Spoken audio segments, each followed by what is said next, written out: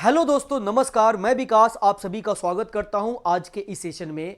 मेरे भाई, RPF constable का एग्जाम डेट आ चुका है, तो सभी बच्चे इस डेट को लेकर के परेशान हैं क्योंकि मात्र और मात्र 1 महीने का समय है आपका एग्जाम स्टार्ट होने में। आप यहां पे देख पा रहे हैं कि आपका मात्र 1 महीना समय है एग्जाम शुरू होने में। तो कई बच्चे अपनी तैयारी को लेकर के परेशान हो जाते हैं कि 1 महीने में हम किस तरह की तैयारी करें, क्या करें। तो इन सभी चीज़ों का मैं आपको इस वीडियो में डिटेल बताने वाला हूं कि आपका जो है तैयारी कैसे होना चाहिए, क्या आपकी प्लानिंग होनी चाहिए, क्या आपकी थिंकिंग होनी चाहिए। तो आइए हम लोग फटाफट से अपने वीडियो की शुरुआत करते हैं और एक जो है इंफॉर्मेशन जो बहुत ही इंपॉर्टेंट है वो इस वीडियो में आपको मिलने वाली है।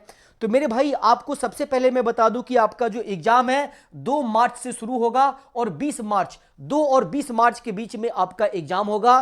तो ये एग्जाम डेट आपका जो है अनाउंस हो चुका है ऑफिशियली, यानी बिल्कुल कंफर्म हो चुका है। और जो आपका आरपीएफ कांस्टेबल का एग्जाम होगा वह आपका कंप्यूटर बेस्ड टेस्ट होगा, यानी कंप्यूटर ऑनलाइन आपका पेपर होगा। तो अब एक चीज और इंपॉर्टेंट क्या है कि आपका जो है सीटी और डेट, एग्जाम का जो डेट और जो सीटी है, वो जो कंफर्मेशन है वह 10 दिन पहले आपको दिया जाएगा। ठीक है। और बाकी जो है किस सिटी में आपका एग्जाम कहां पे पड़ेगा वो 4 दिन पहले आपको जो है वेबसाइट पे आ जाएगा, वहां से आप उसे डाउनलोड कर सकते हैं। ठीक है। तो ये रहा कि जो आपका जो ऑफिशियल नोटिफिकेशन आया है उसके बारे में मैंने आपको बता दिया। अब जो इसमें इंपॉर्टेंट बात है मेरे भाई, उसको समझते हैं कि सबसे पहले मैं आपको बता दूं कि आप जो है आरपीएफ कांस्टेबल का आप पेपर देंगे तो पेपर में आपके जो है 3 सब्जेक्ट्स होंगे। वो सब्जेक्ट क्या क्या होंगे मेरे भाई? तो आपका होगा जनरल अवेयरनेस, यानी आपका जीके होगा, और आपका रीजनिंग होगा, और आपका मैथ होगा। ठीक है। जो आपका जनरल अवेयरनेस होगा इसमें 50 क्वेश्चन होंगे और 50 नंबर के होंगे। ठीक है। जो आपका रीजनिंग होगा इसमें 35 क्वेश्चन होगा और 35 नंबर का होगा। मैथ जो होगा उसमें 35 क्वेश्चन होगा और 35 नंबर का होगा। यानी टोटल जो आपके क्वेश्चंस होंगे 120 और टोटल नंबर भी 120 होगा, यानी एक क्वेश्चन एक नंबर का रहेगा। ठीक है। और जो आपको टाइमिंग मिलने वाली है मात्र 90 मिनट का, यानी 1.5 घंटे का पेपर होगा। 1.5 घंटे में 120 क्वेश्चन आपको सॉल्व करना है। और मैथ्स की मैं आपको बात करूं तो मैथ्स में जो आपका टॉपिक्स होता है वो अरिथमेटिक्स पूछा जाता है, एडवांस नहीं पूछा जाता है। एडवांस के जो क्वेश्चंस होते हैं बिल्कुल फॉर्मूला बेस्ड, केवल मेंसुरेशन के होते हैं। तो इसमें जो आपके मैक्सिमम क्वेश्चंस होंगे वो सभी के सभी अरिथमेटिक्स से पूछे जाएंगे और एडवांस में बस आप मेंसुरेशन को देख लीजिएगा।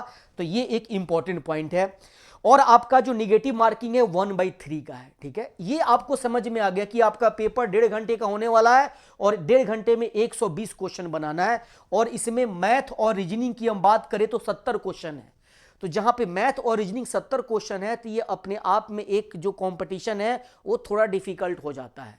ठीक है। क्योंकि यहां पे क्वेश्चन की संख्या 70 है, तो बच्चों को जो है बढ़िया से प्लानिंग करके अपनी जो है एग्जाम को देनी पड़ेगी ताकि आप जो है बेहतर कर सके। अब यहां पे रहा सवाल कि हमारा स्कोर क्या होना चाहिए, क्या क्या प्लानिंग होनी चाहिए, वो मैं आपको यहां पे थोड़ा सा बता दूं जो कि एक प्रॉपर आपको जानना बिल्कुल जरूरी है। मेरे भाई, कितना आपका स्कोर टारगेट करना होगा ये आपके दिमाग में होगा। तो अगर 120 नंबर का पेपर है तो मैं आपसे कहूंगा कि आपके दिमाग में जो आपका टारगेट होना चाहिए वो 95 प्लस होना चाहिए।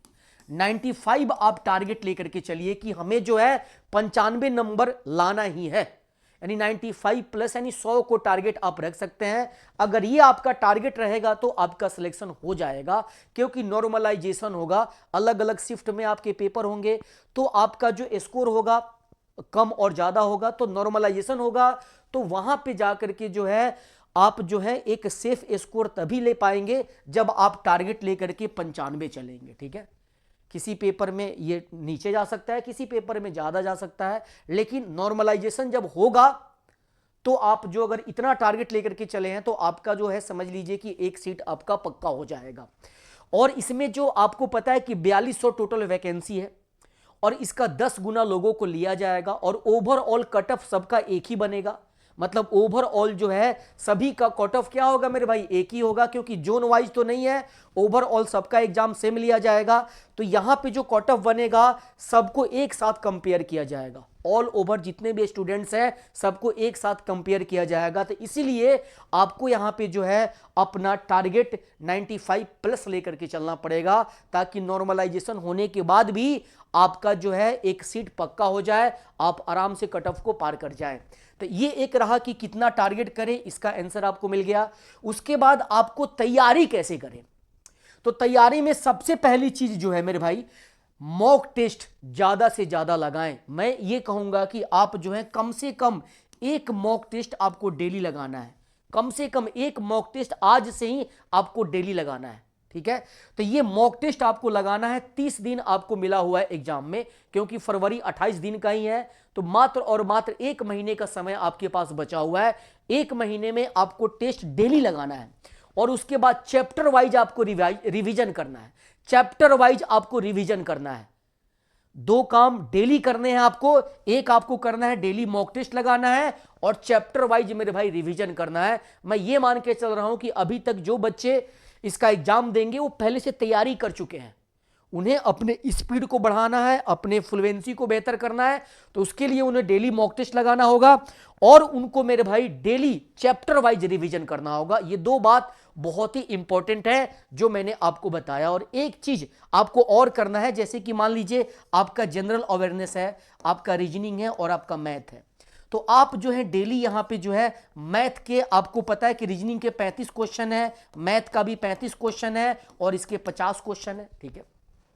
तो जनरल अवेयरनेस जो है आपका जीके वाला जो पार्ट है, इसका एक डेली आप सेट लगाइए, इंडिविजुअल एक डेली सेट लगाइए, और इस सेट में आप ज्यादा से ज्यादा 15 मिनट का समय दीजिए, 15 मिनट का समय दीजिए 50 क्वेश्चन करने में। और रीजनिंग का 35 क्वेश्चन का एक सेक्शनल टेस्ट लगाइए। एक तो मैंने आपको कंबाइंड टेस्ट बताया कि 120 क्वेश्चन का कंबाइंड टेस्ट तो लगाना ही लगाना है, उसके अलावा दूसरा सेक्शनल टेस्ट आपको लगाना है, जो कि 50 नंबर का आपका रहेगा। 50 क्वेश्चन जनरल अवेयरनेस का, रीजनिंग का 35 क्वेश्चन लगाइए, और इसमें आप रीजनिंग में 35 क्वेश्चन में 35 मिनट का समय दे दीजिए, कोई दिक्कत नहीं है, ठीक है। उसके बाद मेरे भाई आपका मैथ आता है, मैथ में 35 क्वेश्चन है, तो मैथ में जो 35 क्वेश्चन है इसके लिए आपको 40-45 मिनट का समय लगेगा, तो कोई दिक्कत नहीं है, ठीक है। तो आप देखेंगे कि आपका टोटल क्वेश्चन कितना हो गया 120, और आपका समय कितना हो गया मेरे भाई, तो आप बोलेंगे सर ये हो जाएगा 40 10 50 और 40 90 मिनट का समय भी आपका पूरा हो गया। यानी अगर ये 90 मिनट में टोटल पेपर को अटेम्प्ट करना चाहते हैं, तो यही आपका ऑब्जर्वेशन होना चाहिए कि जीके वाले पार्ट में हम 15 मिनट का समय देंगे, रीजनिंग वाले पार्ट में 35 मिनट का समय देंगे, और मैथ्स वाले पार्ट में हम 40 मिनट का समय देंगे। अगर ये टारगेट से आप जो है चीजों की प्रैक्टिस कर रहे हैं, तो आप समझ लीजिए कि बेहतर परफॉर्मेंस आपका होगा, बेहतर पेपर आपका जाएगा। तो यहां पे तैयारी के मैंने आपको तरीके बताए कि एक तो टारगेट लेके चलना है 95 प्लस, इतना स्कोर आपको करना है। दूसरी चीज मैंने बताया कि मॉक टेस्ट डेली आपको लगाना है, कंबाइंड एक मॉक टेस्ट। उसके बाद मैंने बताया तीसरा पॉइंट कि चैप्टर वाइज आपको रिवाइज करना है, चैप्टर वाइज आपको जो है डेली रिवीजन करना है हर एक सब्जेक्ट का। उसके बाद सेक्शनल टेस्ट आपको देना है डेली। तो ये 4 काम जो मैंने आपको बताए, तो इनको आपको डेली करना है। पहला आपको मॉक टेस्ट, दूसरा चैप्टर वाइज रिवीजन, और ये तीसरा सेक्शनल टेस्ट। ये 3 चीजें मैंने आपको बताई, और ये चौथा टारगेट आपके दिमाग में रहना चाहिए। इतनी चीजों को अगर आप 1 महीने में करते हैं कंटिन्यूअस, तो मैं आपको बता रहा हूं कि मेरे भाई इससे बेहतर कुछ नहीं होगा, और आपका 100% सिलेक्शन होगा।